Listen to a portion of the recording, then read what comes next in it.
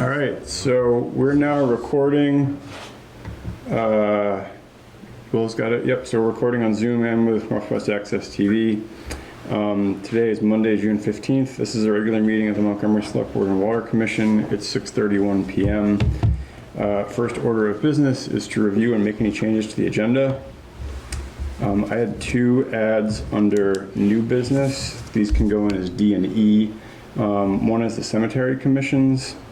Just a quick discussion on some reorganization there and some upcoming meetings. And then also added would be the town forest contract for service. The Conservation Commission's looking to do some work up there. Any other additions or deletions to the agenda? All right, not hearing any. We're going to go to the minutes of the June 1st meeting. Is there a motion to approve the minutes of the June 1st meeting as written? Motion to approve. Great, thanks, Dennis. We have a motion from Dennis to approve the minutes of the June 1st meeting as written. Is there a second? I'll second. Thanks, Chris. Made and seconded. Any further discussion? Hearing no discussion, all those in favor of approving the minutes as written, please signify by saying aye or raising your hand. Aye. Aye. Any opposed? Abstentions? All right, we've approved the minutes unanimously. And just as a note, Mark can't make it tonight. He's out trying to get the hay in, and Dan is on Zoom. Okay, next up, item 3. So we're joined tonight by Remy from the Vermont River Conservancy. Remy's going to talk to us about a project the Conservation Commission has been involved with regarding a potential land acquisition project for the town of Montgomery. I need to kind of get my brain set. Have we talked about this here at this board yet? This is the salmon property adjacent to Riverwalk Park. Ringing any bells? I thought there was Yes. some paperwork given. Yeah, there was some kind of map. Somebody came in and gave a presentation with a map and. Okay, Yeah. we did. Yeah. Okay, great. I didn't want to like cover old ground if we didn't need to. So the idea is that there's a parcel of land kind of tucked between Riverwalk Park and the Jewett property across the river. It's owned by Chaz Salmon, and there's a project the Conservation Commission's been working on whereby that property could be conserved and transferred to the town of Montgomery to add to that municipal holding across there, kind of connecting in a way Riverwalk up through the Jewett property. So with that, Remy, I'll turn it over to you. Thanks, Charlie. Hello, everyone. My name's Remy Kratol. I work for Vermont River Conservancy as their Northern Vermont Conservation Manager. A lot of the work that I do is identifying, prioritizing, and conserving land along Vermont's rivers. And this project was brought to us through Cold Hollow to Canada and Dave Erickson. Chaz had reached out to Dave, with an interest in his property and conserving it. And so, I sort of reviewed the property and the project. It aligns really well with the goals of Vermont River Conservancy. Essentially, the ecological value of the land, the recreational value of the land, and the flood resilience components that it brings. So I provided you all with a packet, and I'm sorry I couldn't be there in person tonight. I just got back from a trip. But essentially, Vermont River Conservancy has applied to Vermont Housing and Conservation Board for funding to do an appraisal of Chaz and his wife's property, which is sort of the first step in this whole process. And at the same time, I've been meeting with the Conservation Commission, so I've met them on site, as well as met with them at two of their meetings to discuss this project. At the last meeting, they, gave support of the project and essentially, recommended to the select board to consider this. So it's a 10.5 acre property. It's located right at the confluence of Black Falls Brook, West Hill Brook, and the Trout River. So you have all of these sort of rivers converging, and it's a really flood-prone area. The whole property is within the floodplain of the Trout River, and it's also entirely within the mapped river corridor. And the river corridor is sort of the area that the river is anticipated to move over time. So over time, these rivers will shift and move as a part of their natural processes. And we're seeing that with this property. Prior to the 2023 floods, there was sort of a meander bend in the river that went out and around, kind of like a peninsula. And after the 23 floods, the river sort of made a straighter cut through that peninsula. And so now there's sort of this oxbow around the outside, and the river's taking a much straighter path. So from Vermont River Conservancy's perspective, this is a really great opportunity to conserve this land. And we're hoping to work with the town as well as Vermont Housing and Conservation Board to acquire and conserve the property. There's a lot more that I could expand on, and I'm happy to do so, but in the interest of time, I also want to hear any questions from the select board that I might be able to address. Awesome. Thanks, Remy. So everybody knows where we're talking, right? Is this where he had his sugar outfit, or is it on It's the same across the side? street. So as you're coming out of Hill West Road, there's a little driveway that goes down right across the street to a little wire.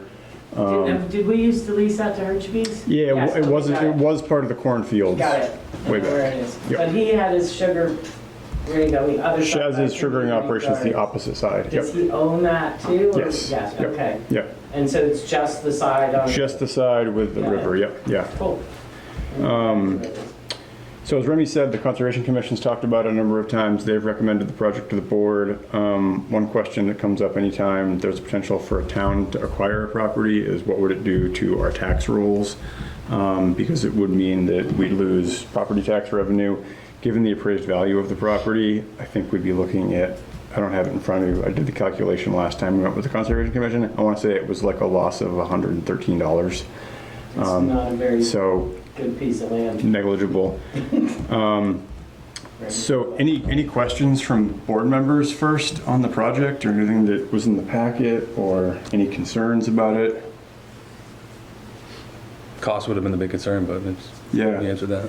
And so Remy, just to kind of recap, so the HCB is currently providing funding for the appraisal. Going forward, the costs of the conservation easement and the acquisition transfer to the town, would that also be coming out of the VHCB pot of funds? Yeah, so currently we have the appraisal funded, and that's sort of like our development funding for the project. The next stage is applying to Vermont Housing and Conservation Board for acquisition and implementation funds. And so in order to do that with VHCB, we need the support of the town first, or whoever the eventual landowner would be. And so this meeting today, and you know, if the town decides to take this step, that would set us up to apply to VHCB for those funds to acquire and conserve the land. VHCB will provide 67% of whatever that budget is. And the remaining 33% of those funds are required as match. Vermont River Conservancy, we've implemented many of these projects, both with VHCB and other partners throughout the state. And we feel really confident in raising that remaining amount. As Charlie mentioned, you know, it's not a really expensive property, so there's not a huge gap that we need to fill there. And we have various different grant funding opportunities or other funding opportunities that we as Vermont River Conservancy would explore to fill that gap. You know, the one thing I will say is that, you know, any contribution from a town, whether that's, you know, $500 or $5,000, really goes a long way in just showing that local support. And so I would encourage the town, to consider, whatever monetary donation is reasonable for a project like this. And like I said, it doesn't need to be a whole lot, but it's really just to show that commitment and support to the project. And that goes a long way. But, Vermont River Conservancy feels really confident in raising, whatever portion of that remaining amount there is to make the project happen. What is the cost estimate? So the appraisal, I haven't gotten it back. That should be done by the end of this month, by the end of July. So we'll know better there. I think, the last appraised value from the town, I think it was under $50,000, if I'm not mistaken. And as far as town match goes, so I think you're aware of this, Remy, but we do have the conservation fund, which is voter supported through a 0.5 cent increase in the tax rate. And so once the numbers come back, the Conservation Commission would be the first stop, but they could recommend to the town, to the board, using an allocation of funds from that to work as part of that match. So that'll be something for the commission to look at.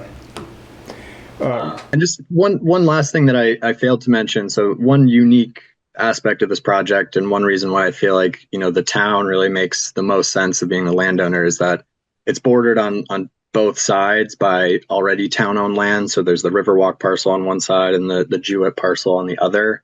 And so this would really create a connected town-owned network through there. And so, I feel like the town is sort of the most obvious landowner when it comes to this project. Yep. Remy, one thing that came up during a past meeting was that Chaz is enrolled in, it's either CSP or CREP or one of the NRCS programs. And there was a question about how a transfer of the property with the existing agreement in place could impact either the town or Chaz. Has that been worked out to ensure that no one's going to get left holding the bag for anything? Yeah, essentially, so there's a CREP contract on the land, which is essentially an agreement with the Farm Service Agency, a federal agency. And the goal of the contract is essentially to improve riparian habitat. So growing trees and shrubs to help provide better habitat for animals, as well as stability for the banks of the Trout River and West Hill Brook as it comes in there. And so the goals of that align really well with the conservation easement. There would be no conflicts there. The agreement does run till 2032. And so I did talk with the Farm Service Agency. They essentially said that there's no issue in transferring that portion of the land. The town could assume that contract, and essentially there's no management obligations. There's sort of a mid-contract management obligation. So Chaz has been going out there to sort of spray some invasives and make sure that the trees are being well cared for. That sort of management window ended in December 2025. So moving forward, there's no management net needed by the town if the town were to become the landowner. The town could choose to assume that contract. And essentially all that would be needed is that after the transfer, within 60 days, the town would get in touch with FSA and say, hey, we're the new property owners for this land. We'll assume this contract. Chaz has been receiving payments for that because of the transfer and the town ownership. The town would not get any payments for assuming that contract. If the town decided not to assume that contract, then Chaz and his wife, Olga, would have to repay what they've sort of gained in the years up till this point. And that would be about $8,500. So a pretty significant portion for Chaz. But ultimately, there would not be really wouldn't be any management obligations on the town if the Great. town chose to assume that contract. Awesome, great. So that could be taken on without any kind of a management burden and leaving Chaz and Olga not out of pocket. Correct. The only thing is that the town wouldn't be able to construct any trails or anything like that. It would kind of have to be left, hands off until 2032. Yeah, yep, as a condition of CREP. Awesome. Any questions in the room real quick while we got this? All right, hearing none. So Remy, it sounds like the action for the board tonight would be something along the lines of moving to support the application for VHCB funding for easement and acquisition costs. Is that the next step? Yes, that would be the next step. It's possible I might need like just a letter of commitment or something from the town to, saying that they're interested in moving forward with the application. And are supportive of the project. Yeah. Okay. So to understand this, the appraisal, we appraise it like under 50 grand. Is that the number that we're talking about with the, So that's our appraisal. The fair market value appraisal is going to come back, and that could vary depending on what comes back. that's what they're looking to get out of that property, or they? Yes. So under the VHCB process, it would be 100% of fair market value for the acquisition. And so the associated costs would be the costs for the property. And Remy, I assume that also the costs of the easement are baked into the project costs, because that takes, there's legal documentation. That's correct. So there's some components on Vermont River Conservancy's end in terms of drafting the easement with Vermont Housing and Conservation Board, as well as conducting a baseline documentation report, which is essentially a natural resource inventory and inventory of the current condition of the property, which is a standard thing in pretty much all land conservation practices. Yeah. Yeah, so it would be acquisition costs plus all the associated costs for the easement. And they would pick up 67% of it, So VHCB would pick up 67%. and the town would pick up 33%. Well, we've got a commitment from the River Conservancy to help fundraise for the remainder. As Remy said, we would be looking for some degree of local match, so some local dollars. A lot of granting agencies and partners look at that as skin in the game. I think at this point, in moving to support the application to VHCB funding and provide a letter of support in the same, I don't think we're locking ourselves into signing off on the transfer itself. So if the appraisal came back and it was like, nope, fair market value of that property is $1 million, we're not on the hook now. This is to advance the application for funding for VHCB. So the next kind of step. Okay. Yep. Is that an accurate? Legal obligation at this point. So once we have an appraisal, once we have an accepted application through VHCB, then we would work with the town and Chaz to put together a purchase and sale agreement. And it might even be that I need to check this with VHCB, but I don't know if it would flow through Vermont River Conservancy or through the town. So that's a detail that I'll need to clarify with Vermont Housing and Conservation Board. Great, thanks, Remy. So what we'll be looking for tonight is a motion to support the VHCB application for acquisition and easement funding, and a letter of support to that effect from the board. I'll make that motion. Thanks, Chris. Is there a second? I'll second it. Thanks, Dennis. Is there any further discussion? Hearing none, all those in favor, please signify by saying aye or raising your hand. Aye. Any opposed? Abstentions? Great, motion carries. So Remy, you got the verbal motion of support, and I can draft a letter of support to go with that. So if you want to just email me whatever details that you think help feed into that, I can get that off to you today or tomorrow or the next day. Awesome, Charlie.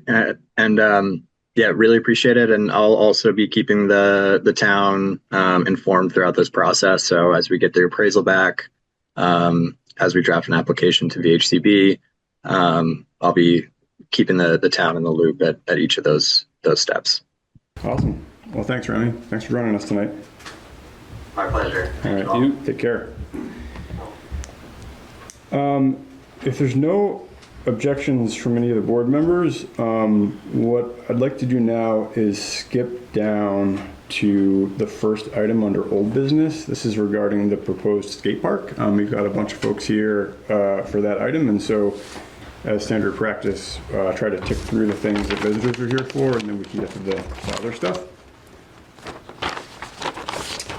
All right, hearing no objection, we'll move on to item 6A. This is the proposed skate park.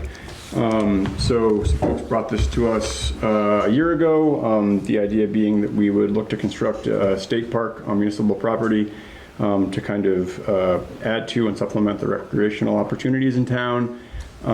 We met with some folks last fall to take a look at the proposed site. The area that we had come up with potentially was the central meadow on the water plant property, if that makes sense. And so if you're looking at the water plant property from Fuller Bridge Road, you've got the main access road that goes down to the main control station. Then you have kind of a ditch.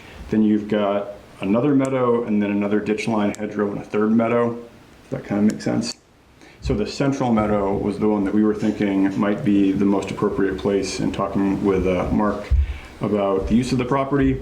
And so at that point, we kind of pitched it as that, and then left it to the folks that were interested in it to take the next steps to think about forming a committee, and then kind of thinking about design. And so that's kind of where we're at today as far as the backstory. So with that, I'll turn it over to anyone who wants to take the lead from the crew. Sure. I guess essentially we had some discussions, and we wanted to come before the select board, and you kind of gave me some key points on things that we need to kind of think about before we actually come before the board. And we're narrowing that down as far as like estimates for the road. And I guess more importantly, we're not asking for anything but recognition as the skate park committee under the rec board. So the rec board approved us. They seemed into it. They said that anything that we come up with would have to go through them, but they needed the select board to agree that we're a committee. Yeah. Yeah. So that would give us just a little bit more credibility and just something to, like, if we want to reach out to other towns, or we want to start fundraising or grant writing. And, so yeah, some legitimacy. Yeah. Yeah. I mean, easy enough. So yeah, it sounds like the action tonight would be for the board to establish the, what do you guys want to call yourselves? I mean, we've just kind of been calling it the Montgomery Skate Park Committee. Yeah. The initiative. Yeah. Or maybe escape Montgomery, or something to do with Franklin, possibly. Yeah. Escape Montgomery. Yeah. Okay. Montgomery Skateboard Committee. Montgomery Or skate park. Skate Park Committee? Skate Park Committee. not Okay, skate well, park. we'll go with Montgomery Skate Park Committee for now, and then if you guys want to change it to a better acronym, we can do that. But yeah, so I guess the motion before the board, or the action before the board, would be to formally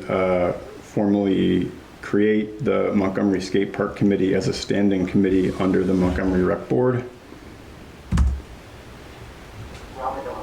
Thanks. We've got a motion from Daniel to that effect. Is there a second? I'll second. Thanks, Chris. Any further discussion? Not hearing any. All those in favor, please signify by saying aye or raising your hand. Aye. Aye. Any opposed? Abstentions? Great. The board's unanimous, 4-0. So you guys are good to go as far as we're concerned. Okay. Did you have any questions on some of the points that we made, or would you like us to maybe like go through that by email, or if we had any design plans, like do we need to be, I mean, everything would need to go through the rec board, but Yep. should we be including everyone here as well with just ideas, like even just basic versions and examples of things that we're thinking. I would think that go through the rec board and then, Yeah, I think the rec board can act as your first kind of sounding board for stuff, and then I think what this board would be interested in is when you get towards like a final design, and then maybe like an implementation schedule, as well as cost estimates. And then in tandem with that would be, what's the plan for fundraising or municipal budgeting? Is it an ask at town meeting next year? So those are the kind of things that we would like to see when they get developed. So yeah, I'd say as those things come together, you know, design, timeline, cost estimates, fundraising. But beyond that, I'd say work with the rec board to kind of kick the tires on stuff, and then you're good to go. Yeah, thank you. Appreciate it. Cool. Thanks. All right. All right. Awesome. Thanks, guys. thanks. Bye. Let's get rid of half the crew. Yeah. Yep. Thank you.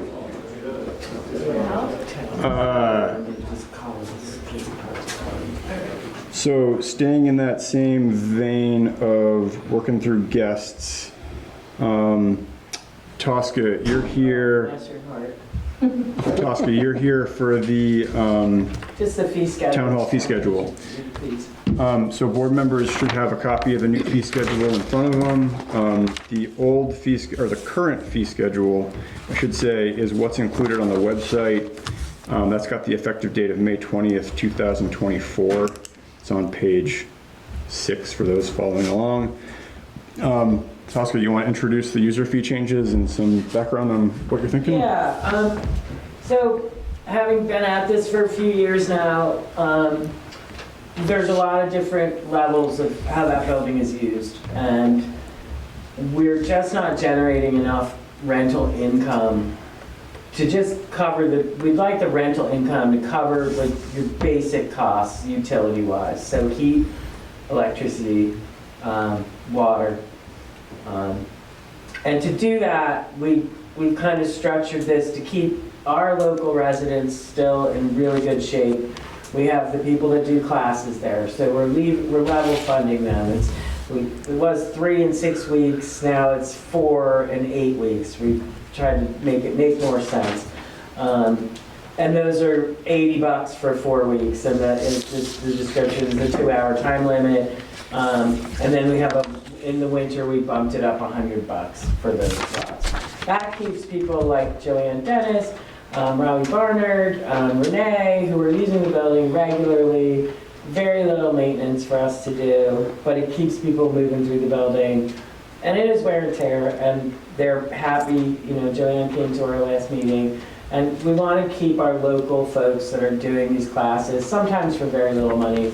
Sometimes, you know, people don't always pay them, they're by donation. So we've kept that the same. We also saw a huge uptick in the amount of folks renting the space for kids' birthday parties, 4 hours. The Baker family has rented it, like I said, tons of times. It was $100 for the day. We've made that, there's a 4-hour rental for the day for $50 for a Vermont resident. But we also separated this, and it seems a little more confusing and it's a little more lengthy because we feel like we can capture more rental from, we've separated it, nonprofits and private, residents and non-residents. And there's sort of, and 50 people are under and 50 people and over. So your bigger events are going to cost more money, whether you're a nonprofit or a private entity. Things that stay the same, town organizations and free and open to the public events. We've tacked on a $25 cleaning fee. $25 for the town to have town meeting day. I don't care what, you know, just the cost of sweeping and mopping that building is $25. And it has to happen every time we're in there. And you can broom sweep it, but it needs to the bathrooms need to be cleaned, and we don't ask the town groups to ever do that, and it doesn't get done. So we'd like to tack that on there as just a little additional cover the expense. So there wasn't fees before? No. So there was this? It was free for the rec center, the library, the town of Montgomery, any town boards or commissions. Not like the Friends of the Library is not a town commission, so that they paid a fee. But before you like use the bakers as an example, or, They were paying $100 to have their kid's birthday. but now it's gonna be 50. Because they're only there for 4 hours. Yeah, no, I'm just right. trying to. Theirs yeah. goes down. But, so a nonprofit, private event, so Cold Hollow to Canada, their annual dinner is a Yep. perfect example. If they have up to 50 people, it'll be $100. If they have over 50 people, it's $150. And there was no charge before. No, they paid, but not, no, I mean, they paid for the kitchen rental, but it was always sort of like, Yeah. groups used it over the years, well, we never paid before, so this just puts everybody on the same playing field. Right. So nonprofit having a fundraiser. Back up for a second. Go ahead. So, like, Cold Hollow example paid for to rent the kitchen or what have you. It was a $100 flat fee for the hall. Right, but so now, so is this cleaning fee gonna be on top of that? No, the cleaning fee is just for the 2 items that were traditionally no cost for anything. Right, okay. Okay, so when the rec center uses the building for the art auction, for instance, because they're the rec center, they paid nothing Right. at all. And it's a huge event that causes much, they use everything. Oh, yeah. So now we would like the rec center is basically gonna pay us $25 when they have, because they're the rec center. But if Heartful Kitchen does a community supper, because we're a separate nonprofit, we would fall under a nonprofit fundraiser open to the public over 50 people. We would pay $200 Okay, of our proceeds to the town. okay. So it goes for, it doesn't matter, like, so if you're a nonprofit organization that wants to use the hall, do a big fundraiser, not including the rec center, because that's a town organization, they fall into that. Private events, which we do a lot of, if you're a resident or sponsored by a resident and you have up to 50 people, it'd be $100, which is what it is now for the full day. If you're doing a private event and you're not a resident, it's $150.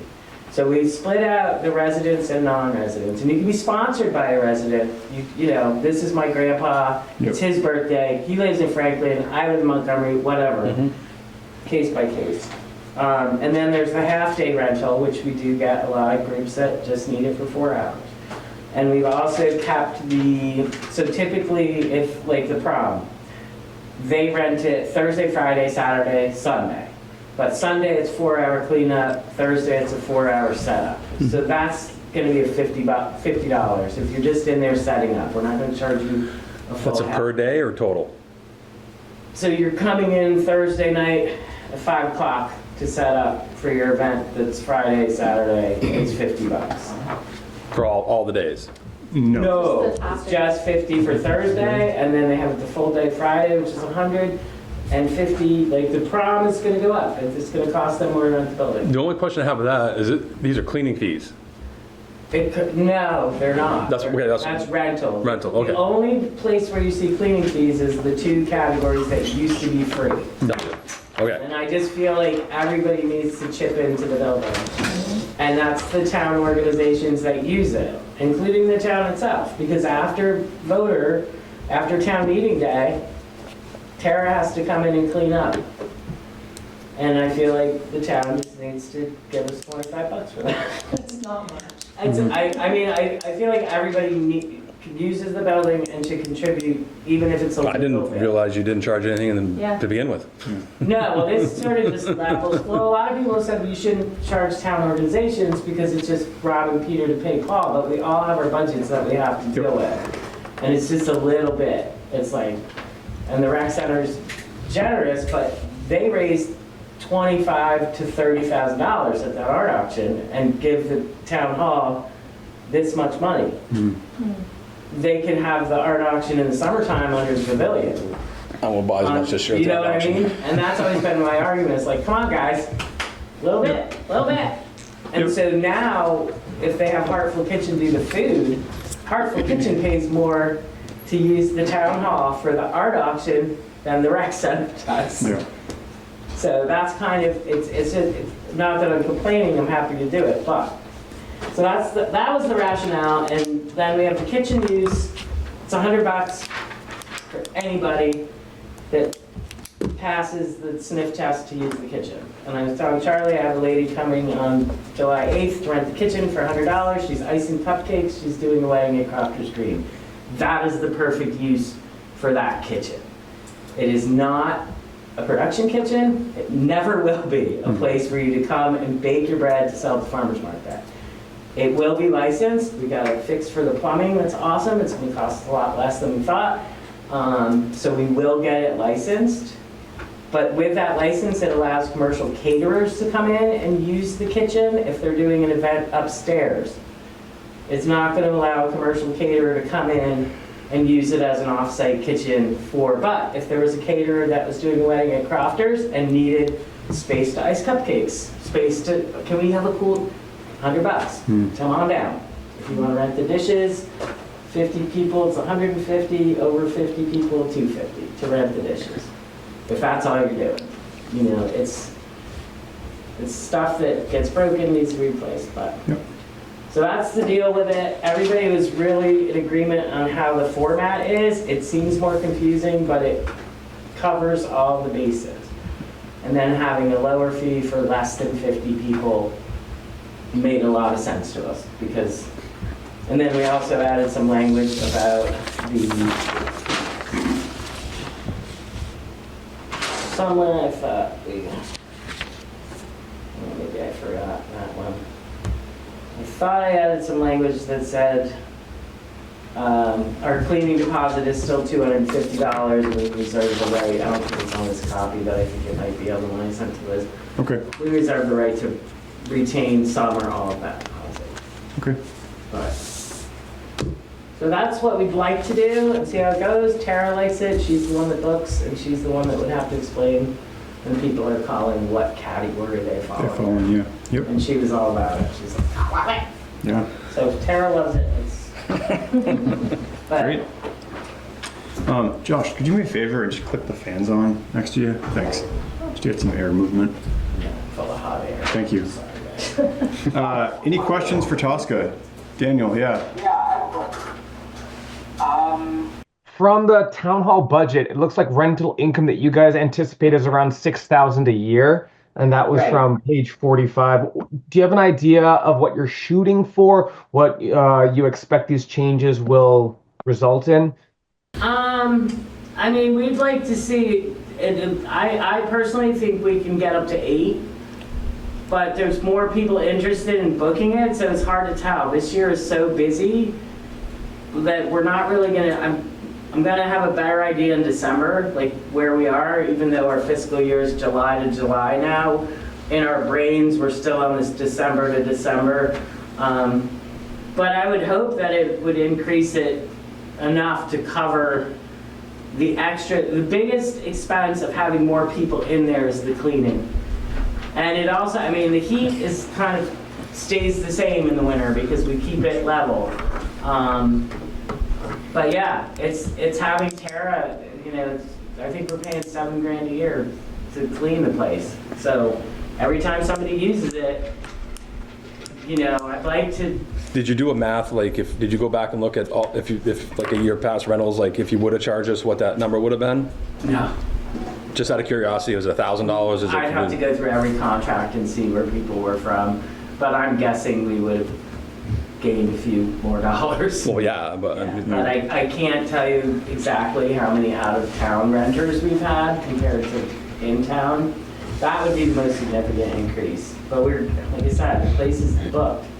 It's getting difficult to find dates for people. So we want to capture as much rental income as we can. And again, if, you know, I think by keeping it low for the folks in town that like, I want a birthday party, you can put a pop-up, you can put a blow-up thing in there and have a birthday party in 4 hours and be in and out. With a jumpy house set up. I mean, I've seen it done and it amazes me, but that's $50 and that keeps families super happy. And then on the other hand, if you have a couple that wants to get married and there's 150 people and they try to rent a tent and dishes and everything they need, it would be $9,000 right now. That's what the market is getting for a tent that holds the same amount I of mean, people that hall that's holds. cheap for that. So getting a hall for the day or Yeah. having it for the weekend for $500 if you rented the dishes is the bargain of a lifetime. Yeah, People are renting it for backup location, for rain dates. They're just, here, $100. You can have it, hold it. We call them if somebody's interested in their date. Like, you gotta make a call. Is it gonna rain on your wedding day or not? yeah, But somebody else wants it. Yep. So, and I can tell you in the past, when JR and I ran that building, we got $1,000 a day to do weddings in there. No problem. yeah. And that was in 1990, we're talking a long time ago. And it was an easy sell because you to do it, it's, and the Opera House were pretty comparable. Yep. So that was the other thing. And the Opera House requires you to have a licensed bar. There is no option. So that's the other thing that we don't do. Yep. So, Do you have any information or data that you could easily pull together about events in the last like 1 to 2 years? Like how many events you've done, how many of them were large versus small, local versus not, like any sort of characterization of what events have been like in the last like 2 years or so, and just to look at what we would be shooting for in the future, use-wise. I can tell you that we have about 7 events a year that are over 150 people. And then 1, 2, 3, 4 of those are town sponsored. And then there's 2 private that are repeating. And this isn't something like, I don't want you to worry that we're gonna try and market a wedding venue. That is not, like, I know, like, you have a fabulous Yeah. barn, but we don't want to be in competition. Yeah, We want to have a space that people can rent that, might want to do it themselves. yeah. But I think, Almost the exact opposite. Like how could you promote it more if there is more Well, availability? Is there a Well, when people call you and your book, just send them to me. That's actually the #1 way that we would get weddings, is from venues that already exist that are booked. So Phineas sending people our way, you guys sending people our way. But no, I don't particularly want to advertise it because we don't want to get into the wedding event business. The hall is too multifunctional. yep. It's a fabulous spot for a wedding, but I think we'll get enough. We almost have already, Dan, the calendar stuff. I'll share the calendar with you. And that's probably the best way for you to see what's going on. We're trying to get that back on the website, on the town website, Yep. a current calendar. But for some reason, we've lost track of that. Yep. All right, any other questions for Tosca on the fee schedule? Not hearing any, then we'd entertain a motion to adopt the revised fee schedule for the town hall. I'll make a motion. Thanks, Dennis. Is there a second? I'll second. Thanks, Chris. Any further discussion? Hearing none, all those in favor, please signify by saying aye or raising your hand. Aye. Aye. Any opposed? Abstentions? Great, you are unanimous, so we'll get that up on the website and get that changed.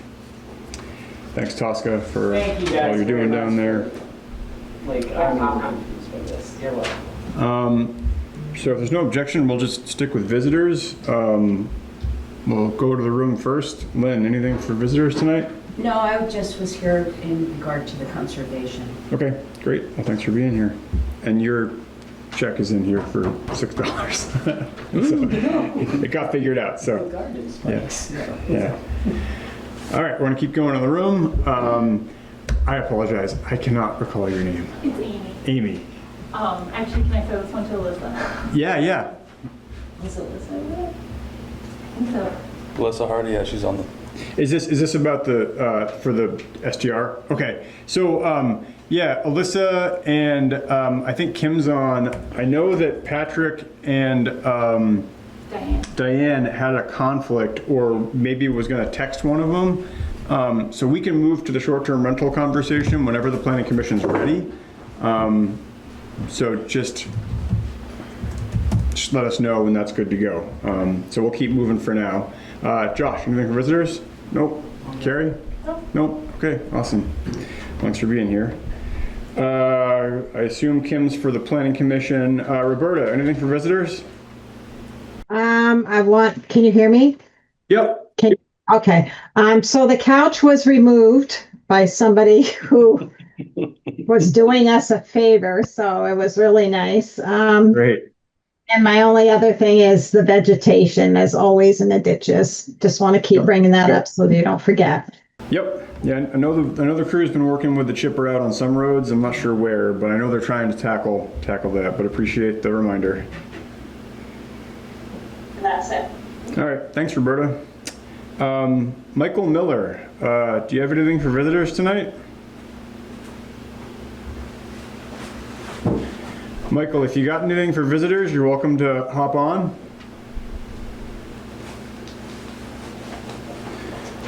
All right, so I see that Diane's joined us.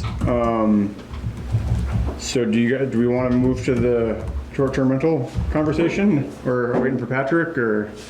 I think Patrick may or might not be able to come, so I'm happy to, yeah. Okay.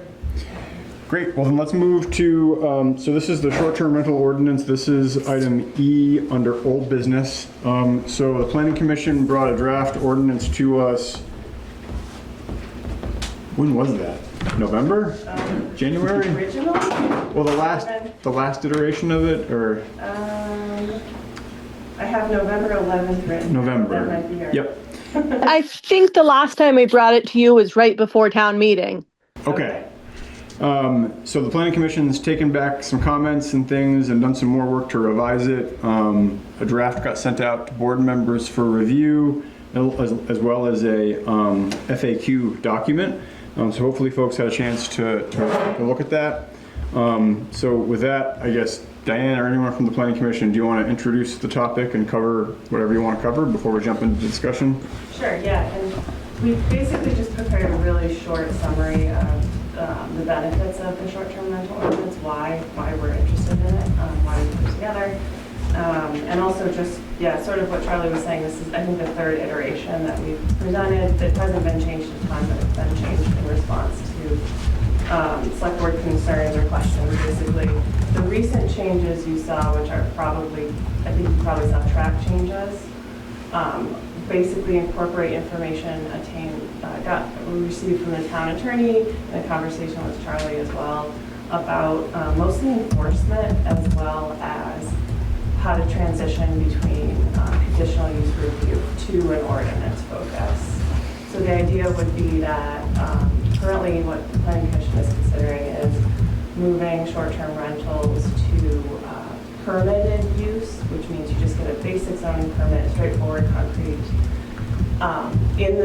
to regulate where it can go in the town, in the main areas it can currently, and then have the ordinance take over most of the details. And the main thing that would do is it would really create concrete, clear, equitable standards for everybody. Do we know how many there are in the area? That's the whole point. So No, but we have an idea. Daniel might have a response to that. Do you want to hop on, Daniel, and just talk briefly about the?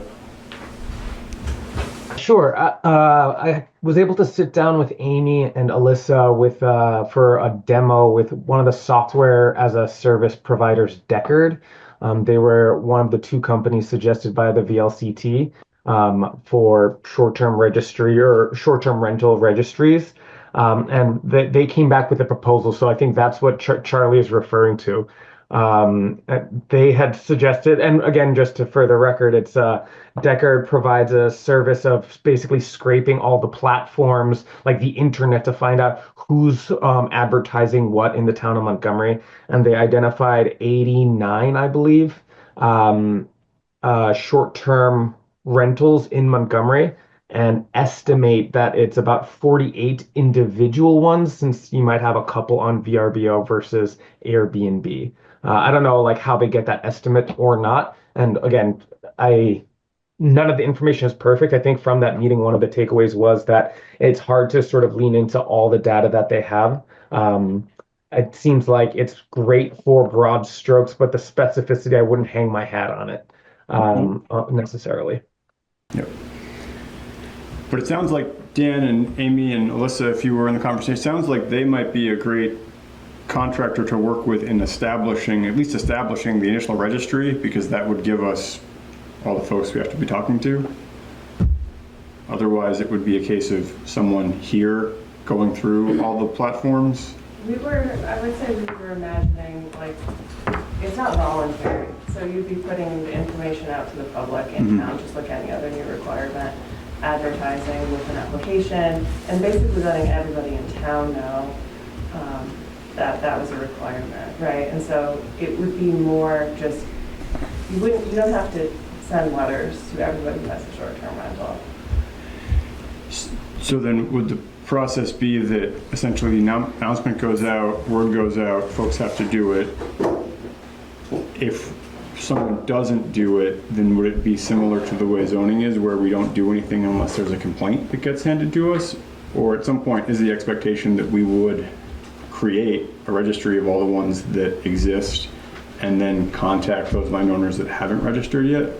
The idea would be, unlike with, so the zoning administrator could proactively, search for violations, but her time is limited, right? Yeah. But this ordinance is supposed to support, or could support, the hiring of somebody with enough hours to be able to spend time ensuring everybody's up in compliance, and then, going.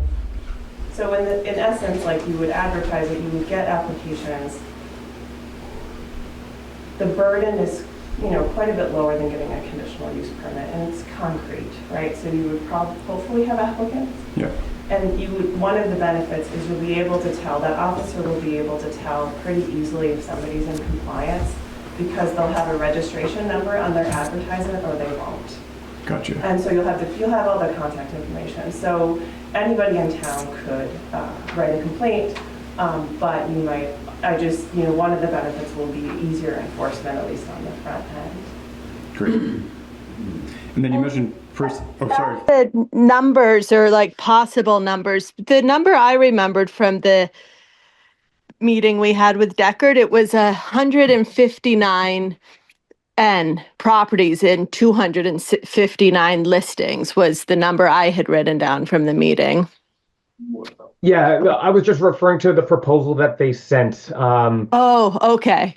Yeah, so in the actual proposal, they ran a report, and it's what's on that proposal that I think both you and Amy and I got. And again, apologies for not following up with you two to kind of discuss. I didn't spend too much time on it, but that was a part of their executive summary. Was those were the numbers that. Oh, I missed that. Sorry. Yeah, and it might include the greater area. It might be adjacent towns or something, perhaps, or I don't know. Again, that would be something that we would need someone from the service provider to be able to clarify all that on. Thanks, Daniel.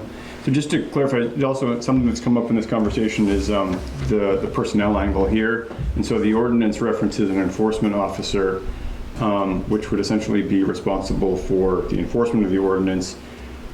We also need administrative capacity to some degree. Our zoning administrator doesn't have the bandwidth right now for that. That administrative capacity could come from, doesn't have to be the enforcement officer, it could be somebody else, right? So we could essentially appoint somebody, or somebody who was already appointed could do the administrative work. Does that make sense? That might be a question for VLCT. Immediately comes to mind is that the enforcement officer is going to need to be able to go to, basically, you largely enforce it through a parking ticket style. Yep. So they want to feel comfortable going to court with whatever evidence they collect. Yep. So I guess it depends on how you want to split up the task. That's the only thing that comes to mind. Yep. But if we had somebody who was more kind of comfortable with the enforcement end of it, and then if there was somebody else who just wanted to essentially handle the day-to-day administrative, monitoring the registry, that kind of stuff, because I guess the enforcement officer isn't necessarily the one who has to issue the permit, right? The registration, Like the registration could come to the town, and then another individual outside of the enforcement officer, it could be the same person, but somebody else could also process the application, check it, and issue the permit. and then the planning commission didn't talk about that. Which is fine. I think the way the ordinance is written talks about the town, and so I think that gives us the ability gives us flexibility, which is good, in saying there's a division of tasks. I think the enforcement officer is the good one to point out in the ordinance as the specific individual that would be appointed with those powers. And this might be like step 6 and we're still at step 1, but like we're gonna have to think about capacity and personnel of who's gonna process applications versus check stuff. But the way I read the ordinance was that a lot of the administrative stuff is the town, and so it could be designated anybody who might exist within municipal government or somebody that we bring on in that capacity. But then we've got the enforcement officer whose duties are articulated in the ordinance pretty plainly. I think it's written in such a way that you have flexibility, Yep. but we did define enforcement officer to mean more than one person, so Yep. just because they're called that, you know, you could divide duties among multiple people. Yep. Good. I think Todd has a question. Yeah, Chelsea, go ahead. I'm gonna leave, but I just had a quick, last week, the folks that live in what I refer to as the Chopper Hilton, there's 7 apartments, Jen Domino lives there on the left, told me that the place was sold, the landlord raised the rent 20%, and he's turning it into an Airbnb. So I think that this issue has gotten a little bit scarier because that is 7 vulnerable people, 2 of which do not drive. And they're freaking out because they have nowhere to go. And so if this continues to happen, I think this is a great first step, but at some point we have to put a cap on this. Yeah. Because I am in a position where these folks are coming to me in tears. They're paying $1,000 a month for 1-bedroom apartments, and now it's gone up $200. He took the maximum that he could do, and that's from the tenants. So let's think further about how much money, and he's not from town, he's an out-of-town person that bought a 7-unit building, and all of those people are now looking for a place to live. So let's all think about that maybe. And on top of this, I think this is a great first start, but if we have an ordinance that encourages people to come to town and purchase properties that people are living in, I'm heartbroken and about ready to put campers at my house for these folks because they don't have anywhere to go. And that takes away our community. And now we're going to have visiting nurses that are here for 2 or 3 months at a time that nobody knows. Well, I think the other issue you have, and it's been one of my pains as a business owner in a restaurant, you look at all these people that can't find help because there's no place to stay. There's no Teachers, they hire teachers and teachers end up pulling out because they can't afford to live here. You can't, people are in business to make money, i.e., you can't fault somebody for wanting to sell their house and get a premium on it, but the person that's buying it, to your point. So for these guys doing this, it's a right step, but it's not something that's going to get solved today I know. or tomorrow, and that's the thing, yeah. I just found this out last week, and this is this was one of the spots in town where you could still get an apartment and pretty much afford to live in town. So, it's not Section 8. Don't they have to go through the conditional use now to switch that?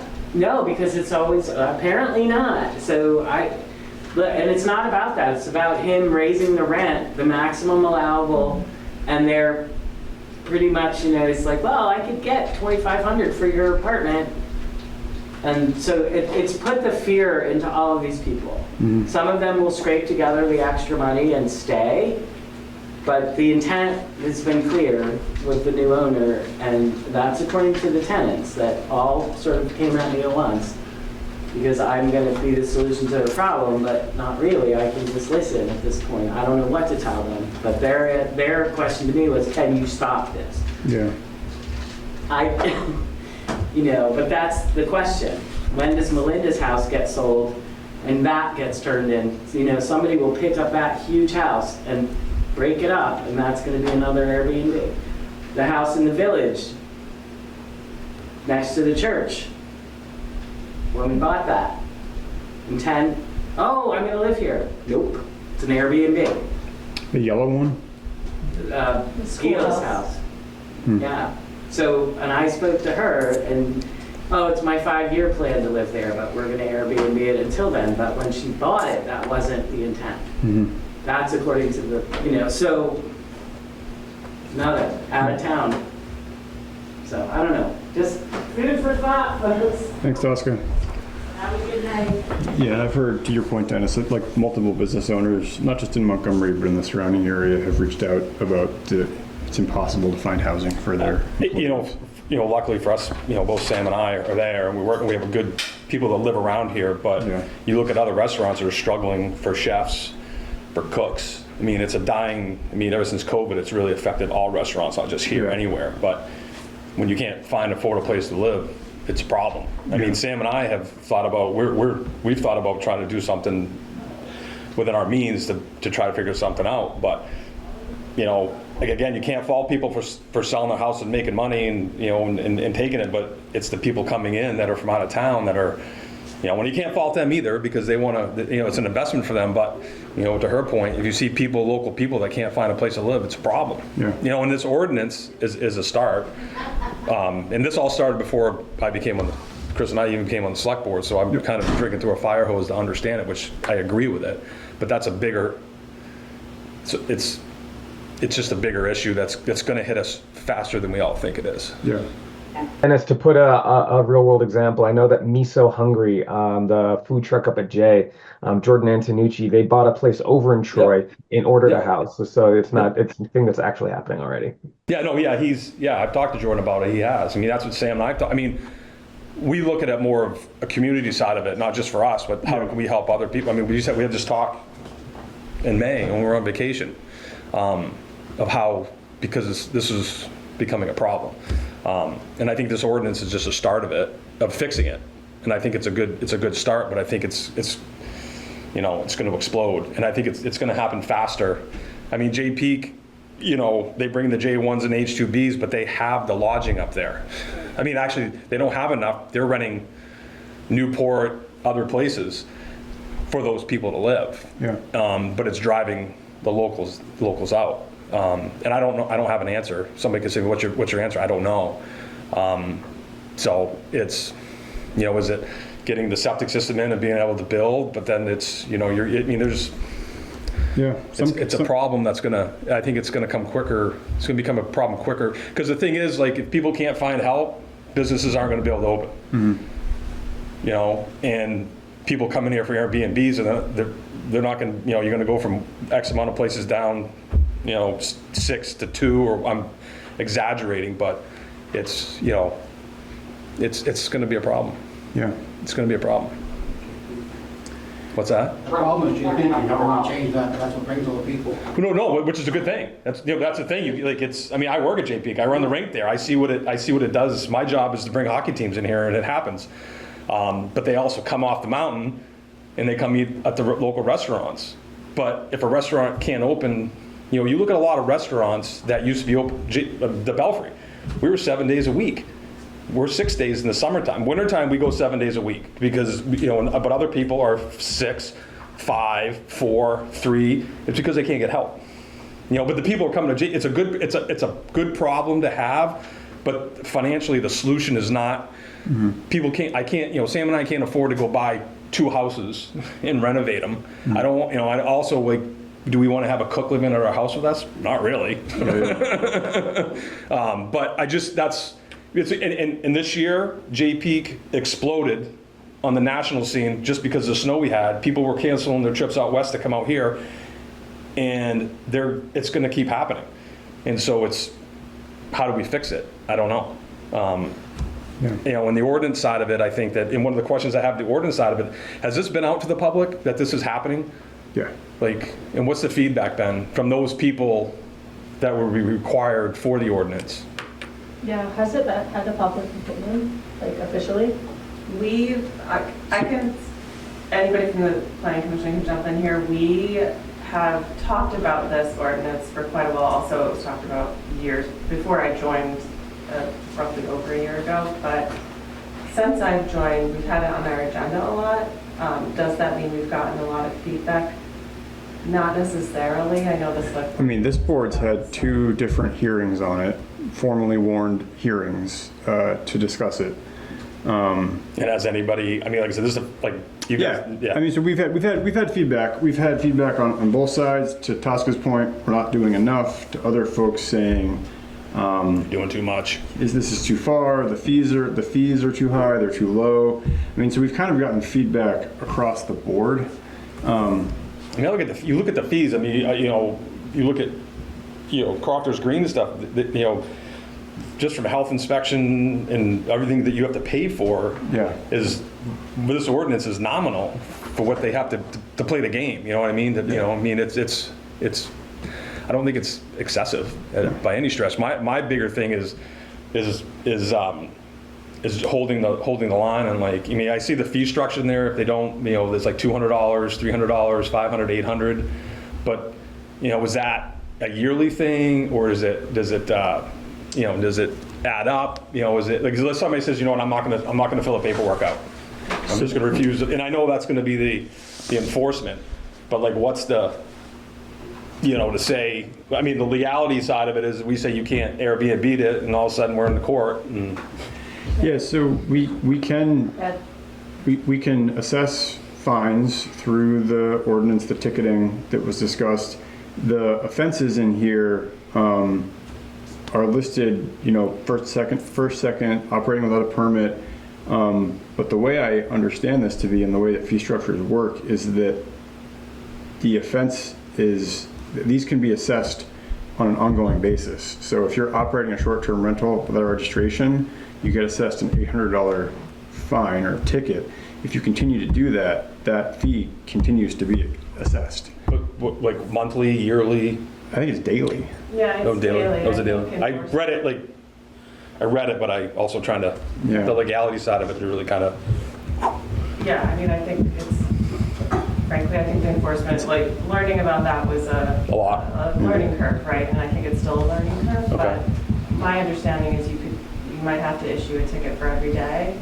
But yeah, so operating a short-term rental without registration, subject to the $800, but you would have to issue it for every day. If the town could choose multiple different ways. The enforcement officer, right, is going to have to approach the town. Yeah. But if we did get somebody who basically just gave us the finger and said, I'm going to keep doing it, we do have the legal ability to assess an $800 fine every day that listing is online. And this has been run through lawyers to say that there's a law, there's a backing that, like. Yes. Our attorneys reviewed this multiple times, and we're pretty confident that all of this stuff is backed up by law.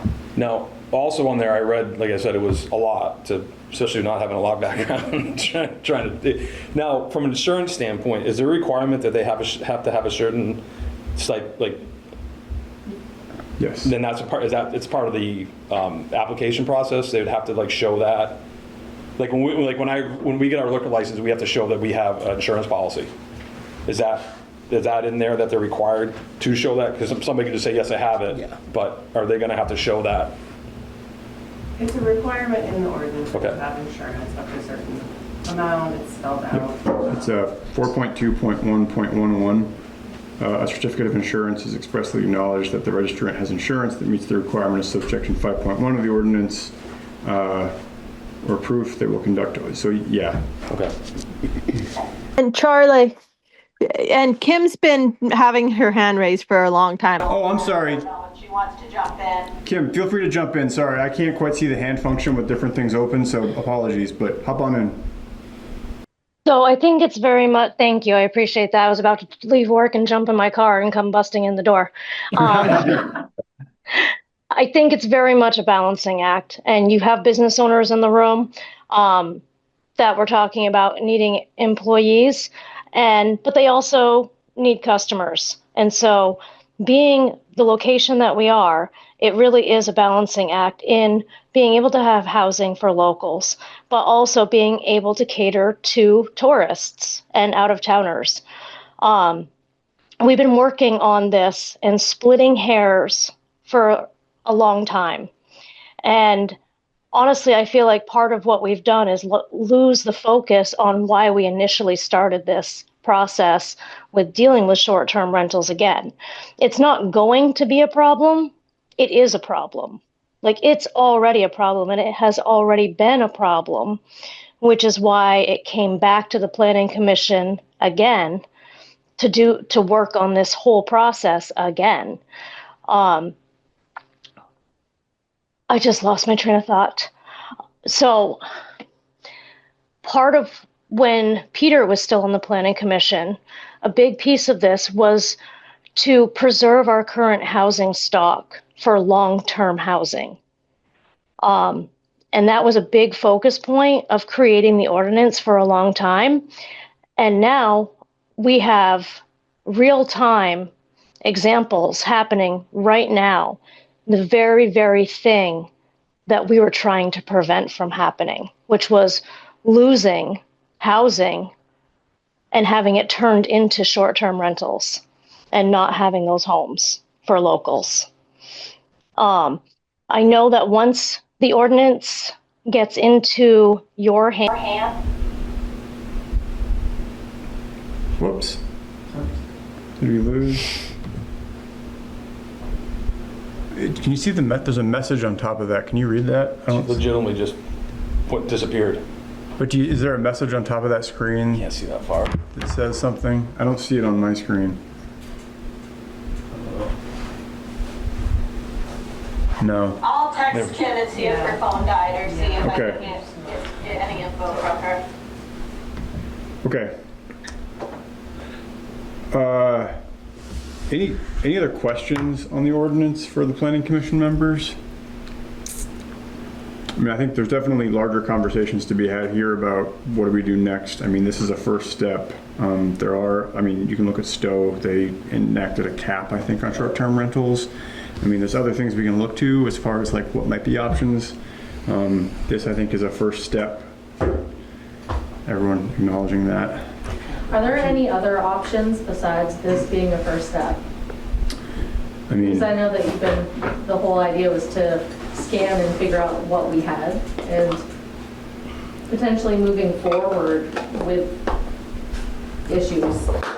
Like it doesn't feel like Montgomery to have like a slap in the face, enforcement, like judicial fees by the day. Like they can be assessed by the day. They would not automatically be assessed. Well, and it sounded nice when you asked, like, is it going to be a complaint driven versus somebody who just wants to go after and enforce? Because there's a lot of details and complications with how multiple people run their properties and when, how, seasonally. It's complicated, and insurance is maybe given with websites that you post your Airbnbs on. It's like it's already given to you, but if you don't do that online, it is not Vermont state law requiring that you actually have insurance on lodges. It's not a Vermont state law. So you're taking, my concern is we're not Stowe, and you're taking like these ordinances from bigger cities, and it could be complicated if you're not going to make it complicated. Whoever's enforcing it, and they have like a flexibility if something comes up and it wasn't the intent of the ordinance. I get that, but I mean, are there other ways to preserve our future houses or like to stop more from happening versus going into everything that we have and like trying to be technical, hiring administration, having more costs, making people feel like it's less right for their own property. It's just like a little bit like not us. It just feels wrong. The only thing I would say to that is I don't disagree with you, but what's happening is us. It's turned out to not us, meaning that people who are buying this place don't even live here.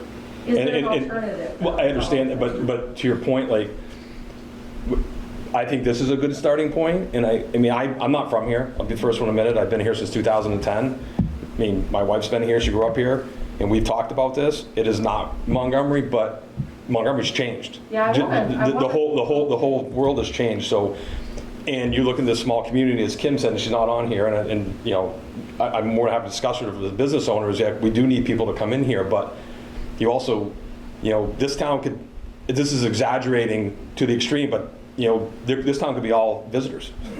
Like every house here could be just all visitors. And then it's what it is what it is. That So actually own properties who have lived their whole life, renovating them, making them better for multiple reasons. And people who are employed by the people who buy these properties and need things updated, like plumbers, electricians. Like I asked Brad right off and he's like, it is what it is, but it's a slap in the face and it's intrusive on your own property rights. So there are certain people that you're targeting maybe that you might be negatively affecting actual workforce and other things. Have you thought about the negatives?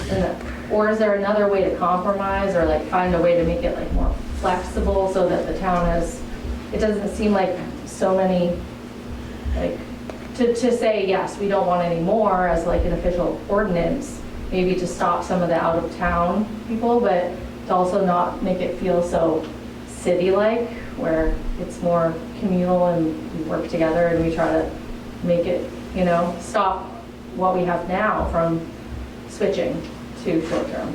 Like, I don't know. I don't think you're going to stop I know it there from switching wasn't to short-term. a plan for that and you haven't found it, but to make, we change our properties and our rights is Well, so can I just say that, fees by the day. can I just say that there's a lot in this ordinance, but the framework of it mirrors to a great extent what we're currently doing through conditional use approval.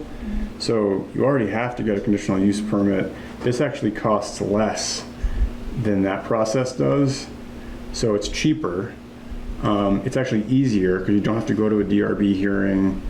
So there is a lot, I mean, I get what you're saying. There's a lot in here that's like, whoa, especially when we get into like the fees and the fine structure for things. But the basic framework of it is actually more streamlined and cheaper than our current system, which is conditional use review. So I just wanted to kind of point, because you asked what the alternatives were, and so right now we use conditional use review, which is more complicated and more costly. This streamlines it and actually makes it cheaper for the applicants. So do they have the right with conditional use to say, no, we have enough Airbnbs, like literally? No. You can do this? We can't cap, if we want to cap Airbnbs, that's a separate thing we'd have to do, or it would have to be something in the zoning bylaws that say we do not allow short-term rentals in Village 1 or something like that. But that's kind of a separate thing we'd have to address outside of this discussion. Daniel, sorry, did you have something you wanted to add? Yeah, a couple of things. One would just be a question for Alyssa and Amy. Did you guys, what was your gut feeling on the Deckard, that service, right? Because one of the things that I thought was interesting is that if they do provide that list of short-term renters that they scrape from the internet, and they have the owner names, they have historical rentals, they have current calendar schedule, I think that has a lot of good information that we wouldn't get with this ordinance, right? But we would be able to say, oh, wow, in the last 3 years, 20% of the sales have gone to out-of-towners. Or we would then be able to say, oh, actually, a couple of these are done by locals. I think it gives us a lot of access to data that we otherwise wouldn't have.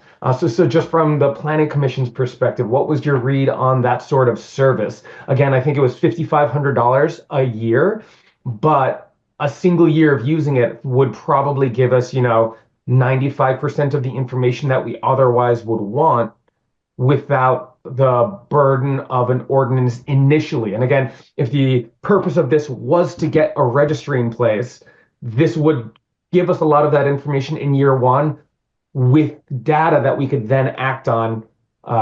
It was sort of my read on it. So I'm curious what the Planning Commission's read on the Deckard proposal was. Okay, I was going to wait for Alyssa, but the one thing that was interesting about that was the historical data that they have on it. So you can go back through years and see, if we signed up for the service, see how people are advertising properties, how long they had it, and all the times that they were rented. The other things the services did that this will not do is if this does go to court or anything, they do have time-stamped, that was part of their thing, was that they timestamp everything so that it can be used for court enforcement. But I think like data-wise, it was definitely interesting. It was definitely expensive, but you would get a whole lot of information that we can't get historically. And my feeling of it was that I guess I was looking at it of using it with the ordinance if it was be in place of an enforcement officer. And I didn't think that it would be adequate for that. And I'd rather our money towards that go to somebody local instead of a huge company. And I don't think it really would cover the same as what the ordinance would cover. It would give us some information, but not if there was issue like the safety that the ordinance covers and when there's issues. Can I also add that, sorry. Yeah, Dan, go ahead. I would just also add that the ordinance does more than, collect the data, because one of the things hopefully it will do is make Montgomery not more attractive than other communities for investors, right? And without an ordinance, we become more attractive than the communities around us with similar resources. And it doesn't solve the problem of conditional use review and widespread non-compliance with conditional use review currently. Mm-hmm. Josh, yeah? I keep hearing the word court for all these fines, and that sounds very expensive for the town to go keep going to court for all these fines. They have to Lawyers pay are them. very expensive. Who has to pay for all that? Well, they have to pay them if they lose. Like they don't Cited. lose. It's a municipal court, like parking tickets, not like. So it's not the town going to court to Yeah. fight these things. It's I mean, I'm not an Yeah, it's the attorney, so time I of can't the- tell you. because court sounds very expensive for the So town. I'm not hear that word court. it works just, there's two avenues for enforcement that we talked with the town attorney about. Mainly, ordinances are enforced like a parking ticket, and oftentimes, commonly, if you have someone who's going to come into compliance, you're probably just going to pay the waiver fee, just like you would with a parking ticket if you didn't want to contest it.